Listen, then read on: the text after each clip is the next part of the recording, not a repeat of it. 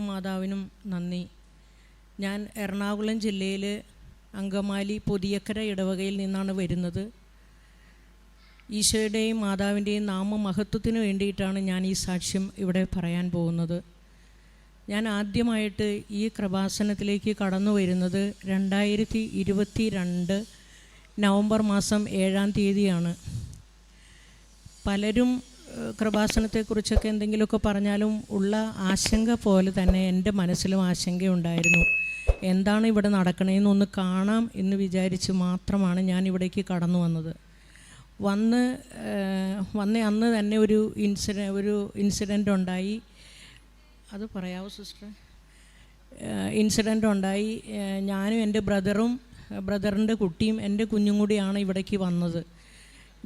ഞങ്ങൾ അവിടെ സീബ്ര ക്രോസിൻ്റെ അവിടെ റോഡ് ക്രോസ് ചെയ്യുന്ന സമയത്ത് ഒരു ബൈക്ക് വന്ന് ഞങ്ങളുടെ മുന്നിൽ വട്ടം കറങ്ങി വീണു.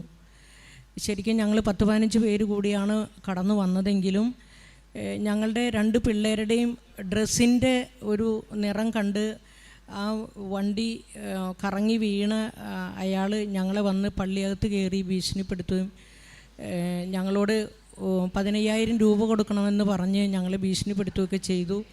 പുറത്തിറങ്ങി ഞങ്ങളവിടെ നിന്ന് അവിടെ ആളുകളൊക്കെ കൂടിക്കഴിഞ്ഞപ്പോഴത്തേക്കും പിന്നെ അവർ വണ്ടി ചെക്ക് ചെയ്യണമെന്ന് പറഞ്ഞു. അപ്പോൾ പള്ളിയിൽ നിന്ന് തന്നെ സ്റ്റാഫുകൾ ഇടപെട്ട് വണ്ടി ചെക്ക് ചെയ്യാൻ കൊണ്ടുപോയി. വണ്ടിക്കും ആ പയ്യനും ഒരു കുഴപ്പമൊന്നും ഉണ്ടായില്ല. 5,000 രൂപ കൊടുക്കാൻ പറഞ്ഞു.